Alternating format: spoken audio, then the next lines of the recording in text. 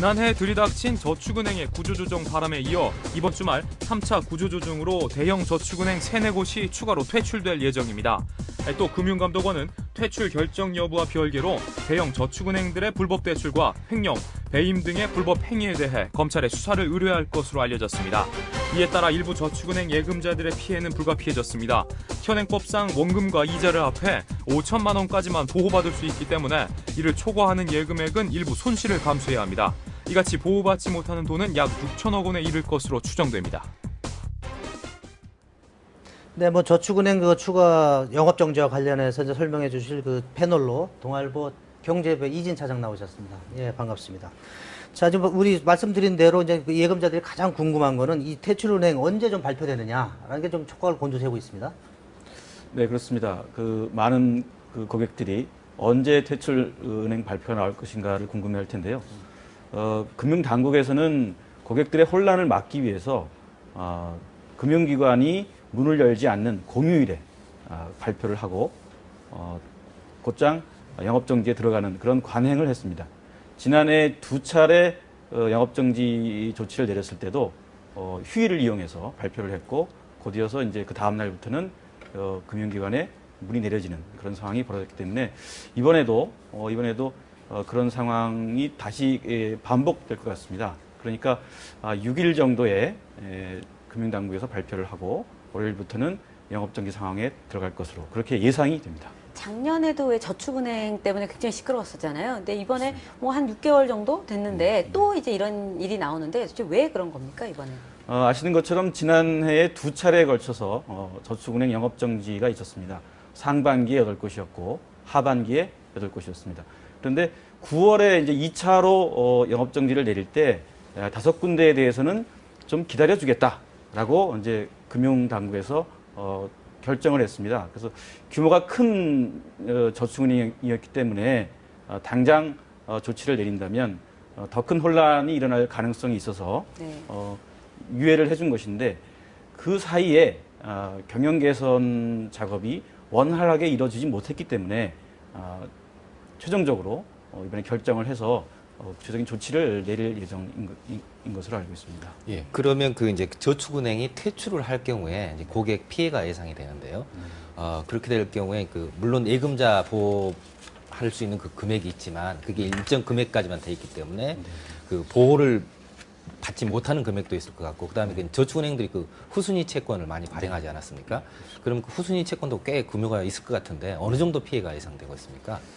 일단 영업정지가 내려지면 지난해 많이 보셨겠지만 문을 닫습니다. 닫기 때문에 고객들이 영업점 안으로 들어갈 수가 없습니다.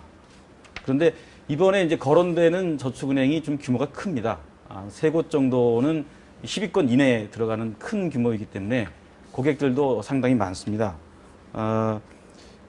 대략 한 100만 명 정도가 거론되는 4개 저축은행에 이제 계좌를 트고 거래를 하는 것으로 되어 있는데요. 아까 말씀하신 것처럼 일단은 영업정지가 되더라도 고객들에게 원금과 이자를 합쳐서 5천만 원까지는 그 예금자 보호법에 따라서 보호를 해줍니다. 근데 문제는 5천만 원을 넘게 돈을 맡긴 고객들이 있다는 점이죠. 그래서 당국에서 한번 추산을 해보니까 이 거론되는 4곳 저축은행에서 5천만 원을 넘게 예금을 맡긴 고객 수가 14,000명 정도. 그리고 금액을 그렇게 1인당으로 환산을 해보니까 540만 원 정도. 이건 환산 수치고 개인에 따라서는 더 많은 돈을 이제 맡겼을 가능성이 있기 때문에 피해가 커질 수가 있죠.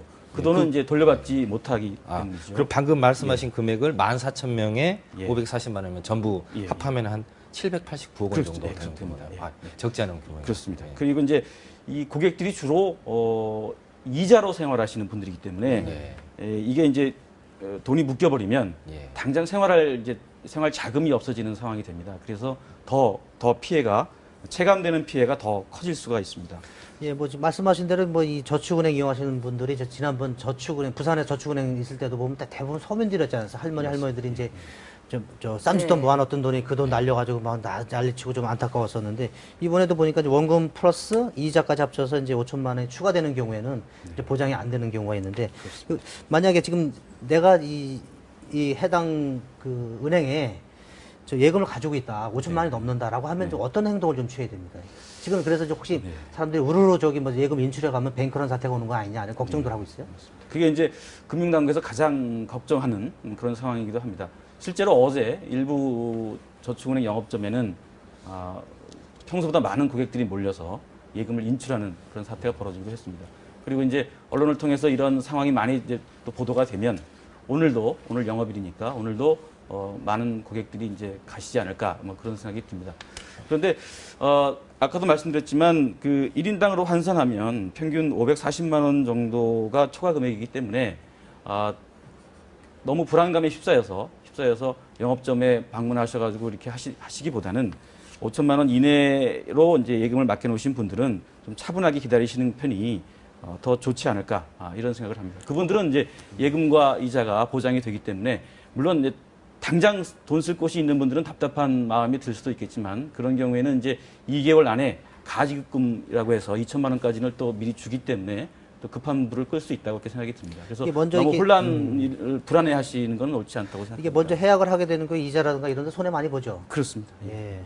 아무튼 뭐 이거 초과되는 부분에 대해서 좀 걱정을 많이 했었는데 그런 조언도 있던데 만약 5천만 원 조금 넘으면 좀 거기서 조금 빼서 분산해서 좀 예치하는 것도 방법이 있다. 그렇습니다. 그래서 지난해에 2차례에 걸쳐 가지고 퇴출이 있었을 때 많은 이제 고객들이 이제 신문 보도나 방송 보도를 보고 그걸 분산을 했습니다. 그래서 올해 이번에 규모가 큰 저축은행이 대상이 되고 있지만 그 초과 금액이 상대적으로 많지 않은 것은 그렇게 좀 스마트한 고객들이 예금을 분산 예치했기 때문에 이렇게 초과 금액이 상대로 적다는 그런 분석이 나오고 있습니다. 작년에 그 부산저축은행의 경우에는요, 뭐 정관계 로비 뭐 이런 것 때문에 더 시끄러웠는데 이번도 또 그런 사태로 갈 수도 있는 걸까요?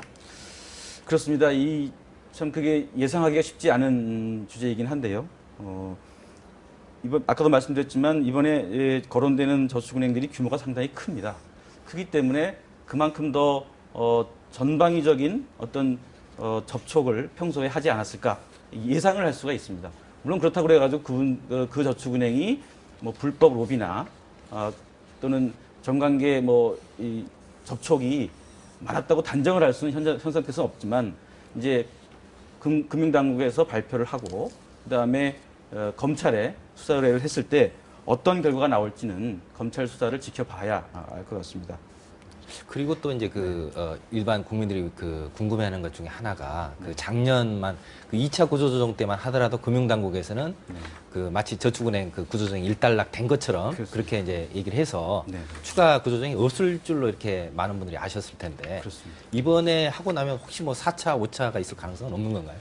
그야말로 이번이 끝인가요? 그렇습니다. 작년에 이제 초유의 저축은행 영업정지 사태가 났기 때문에 그것도 8곳 상반기 8곳, 하반기 8곳 났기 때문에 많은 고객들이 불안해하시고 문이 닫혀진 저축은행 영업점 앞에 가서 장시간 기다리시고 항의하고 이런 사태가 났기 때문에 그걸 진화하기 위해서 그러니까 작년 기준으로 올해는 추가 영업정지가 없다 이렇게 말을 했습니다. 그래서 이제 유예를 한 것이기도 한데요.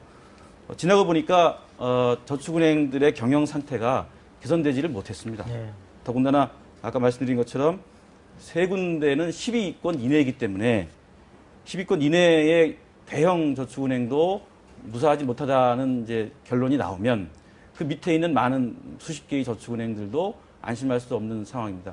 무엇보다도 과거 관행대로의 그 돈을 굴릴 수 있는 그런 방식이 최근 들어는 경기 침체, 부동산 시장 침체 때문에 유효하지가 않습니다. 그렇기 때문에 고금리로 돈을 빌려준다고 하는 그런 영업 방식을 고수한다면 마찬가지로 부실한 저축은행이 또 나올 수 있고 금융당국에서는 또 개입을 해서 영업정지 조치를 내릴 가능성이 있다고 생각합니다. 예, 하여튼 각 저축은행들이 부실하게 방만하게 경영을 한 결과가 이런 결과 추가 영업 정지가 되는데 아무튼 애꿎은 예금 보호자 예금자들요 손해 보지 않도록 당국이 철저한 좀 대책이 있으면 좋겠고요. 예금자들도 너무 불안해서 좀 우르르 인출하거나 사태가 오면 오히려 좀 또 다른 피해가 있지 않을까 좀 차분한 좀 대응이 좀 필요한 것 같습니다.